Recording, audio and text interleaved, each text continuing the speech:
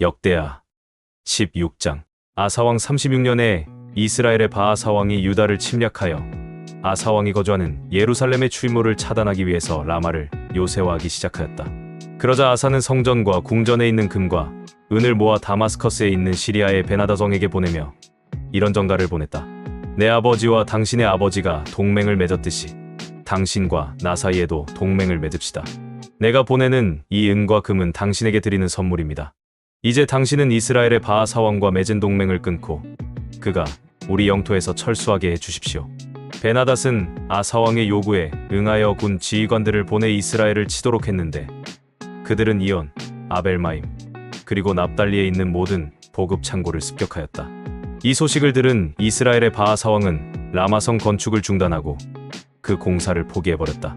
그러자 아사왕과 유다 백성은 라마로 가서 라마성 건축이 쓰던 돌과 목재를 가져다가 제신 게바와 미스바를 건설하는 데 사용하였다. 그때 예언자 하나니가 아사왕에게 가서 이렇게 말하였다. 왕이 왕의 하나님 여호와를 의지하지 않고 시리아 왕을 의지하였기 때문에 시리아 왕의 군대가 왕의 손에서 빠져나갔습니다. 왕은 이디오피아 사람과 리비아 사람들에게 일어났던 일을 기억하지 못하십니까? 그들은 수많은 전차와 마병을 거느린 대군이었으나 왕이 여호와를 의지하였을 때 여호와께서는 그들을 왕의 손에 넘겨주셨습니다. 여호와께서는 온 세상을 두루 살피시고 자기를 진심으로 찾는 사람에게 능력을 주십니다. 그러나 왕이 정말 어리석게 행동하였으므로 이제부터 왕에게는 전쟁이 있을 것입니다. 아사는 이 예언자의 말을 듣고 대단히 화가 나서 그를 감옥에 가두었다. 그리고 아사가 일부 백성들을 무자비하게 탄압한 것도 바로 이때였다. 아사가 행한 모든 일들은 유다와 이스라엘 왕들의 역사책에 자세히 기록되어 있다. 아사는 왕이 된 지 39년이 되는 해 발에 심한 병이 들었으나 여호와께 도움을 구하지 않고 의사에게만 의존하였다. 그러다가 그는 왕이 된 지 41년 만에 죽어 다윗성에 그가 직접 파둔 묘에 장사되었는데 백성들은 그 시체를 묻을 때 여러 가지 향료와 향수를 뿌린 관에 넣어 장사를 지내고 또 아사왕의 죽음을 슬퍼하여 큰 향고를 피우기도 하였다. 요한계시록 5장. 나는 그 보좌에 앉으신 분이 오른손에 책 한 권을 들고 계신 것을 보았습니다. 그 책에는 안팎으로 글이 씌어 있었고 7 도장이 찍혀 봉해져 있었습니다. 내가 보니 힘 있는 한 천사가 큰 소리로 누가 봉한 것을 떼고 책을 펼 수 있겠느냐 하고 외쳤습니다. 그러나 하늘과 땅 아래에 그 책을 펴거나 그 안을 들여다볼 사람이 아무도 없었습니다. 그렇게 할 수 있는 사람이 보이지 않으므로 내가 크게 울자 장로 한 사람이 울지 마시오. 유다 지파의 사자 다윗의 자손이 이겼으므로 그분이 7 군데에 봉한 것을 떼고 그 책을 펼 것입니다. 하고 말했습니다. 그때 나는 전에 죽임을 당한 것처럼 보이는 어린 양이 내 생물과 장로들에게 둘러싸여 보좌 가운데 서 있는 것을 보았습니다. 그 어린 양은 7 뿔과 7 눈이 있었는데 이 눈은 온 땅에 보냄을 받은 하나님의 7 영이었습니다.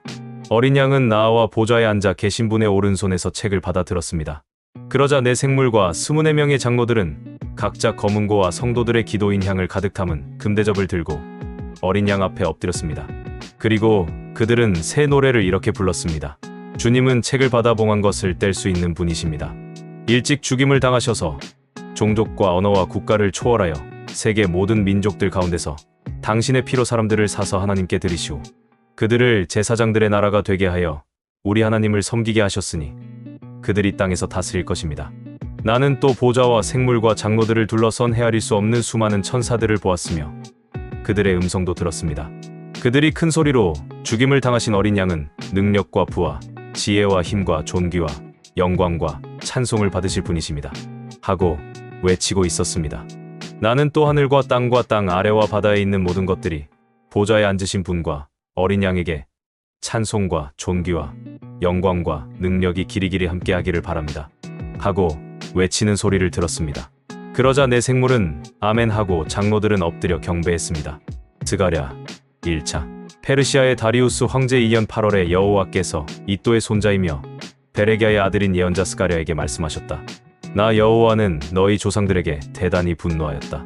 그러므로 너는 백성들에게 전능한 나 여호와가 이렇게 말한다고 일러주어라. 너희는 나에게 돌아오라. 그러면 내가 너희에게 돌아가겠다. 이것은 전능한 나 여호와의 말이다. 너희는 너희 조상들과 같이 되지 말아라. 오래전에 예언자들이 그들에게 악하고 죄된 생활을 하지 말라는 나 여호와의 말을 전하였으나 그들은 듣지 않고 내 말에 순종하지 않았다. 너희 조상들과 예언자들은 지금 살아있지 않지만 나는 그들에게 내 종 예언자들을 통하여 명령하고 경고하였다. 그러나 그들이 그것을 무시하다가 형벌을 받은 다음에야 뉘우치고 전능한 나 여호와가 작정한 대로 그들이 당연히 받아야 할 형벌을 내린 것을 인정하였다.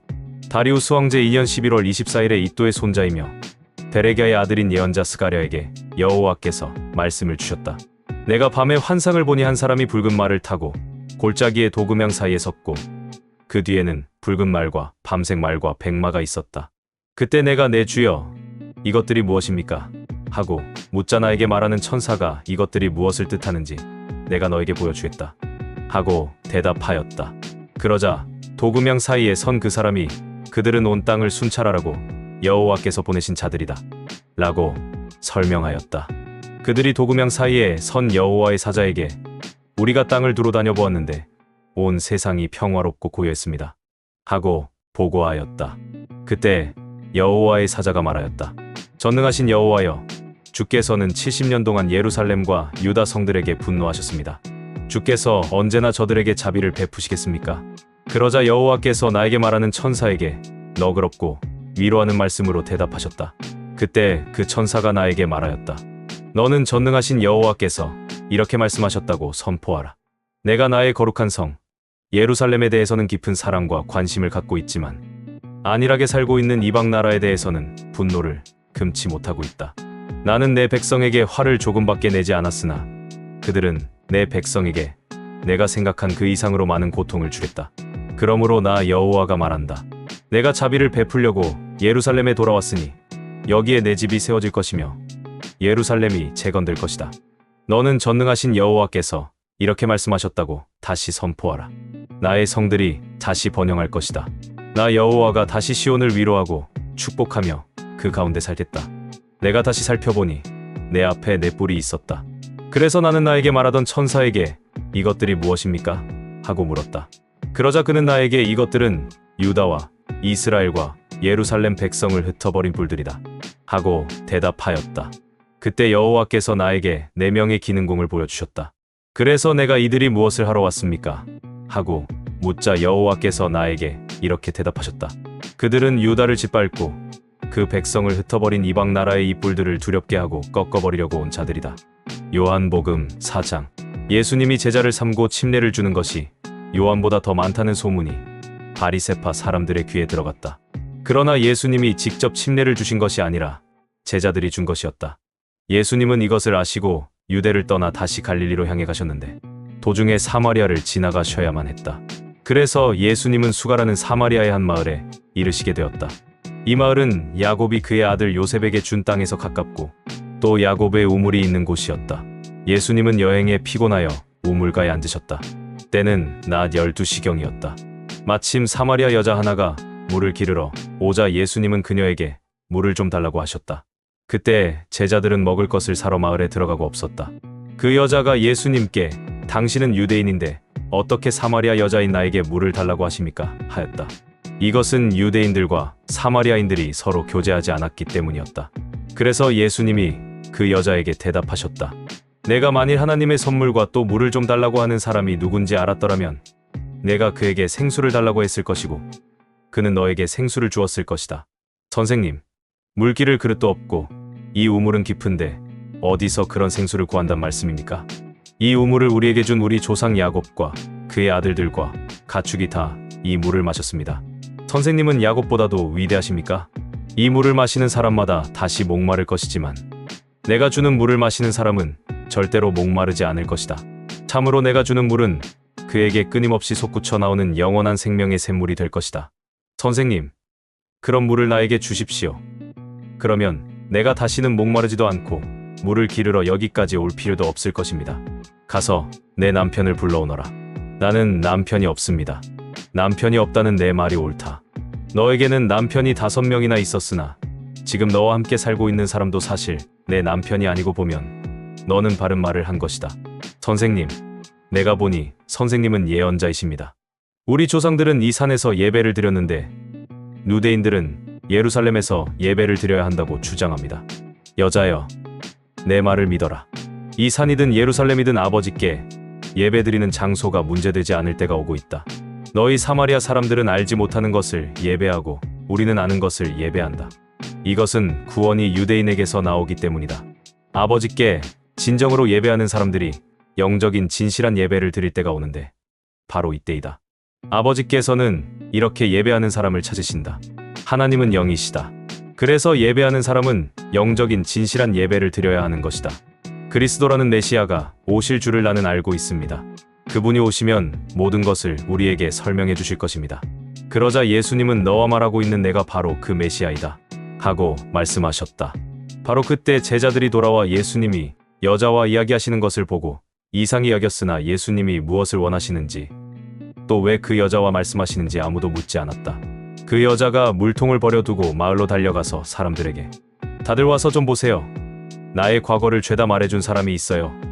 이분이 그리스도가 아닐까요? 하자 사람들이 마을에서 나와 예수님께 모여들었다.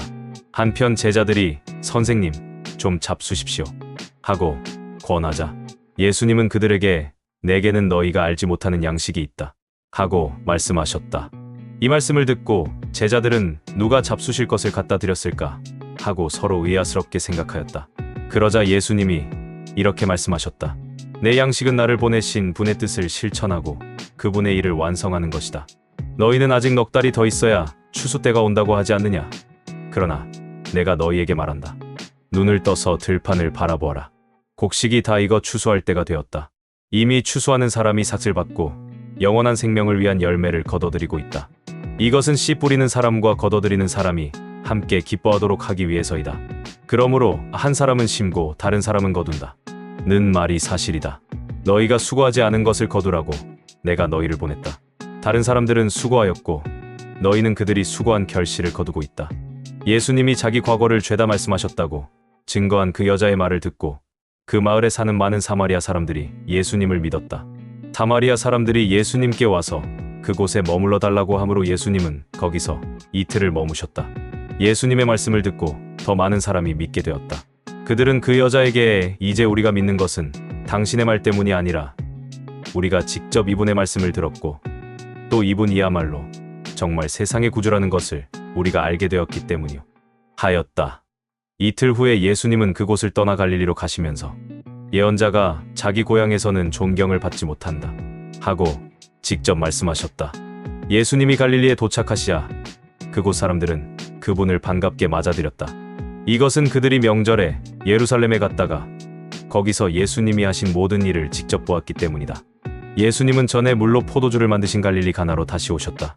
그곳에는 왕의 신하 한 사람이 있었는데 그의 아들이 가버나움에서 앓고 있었다.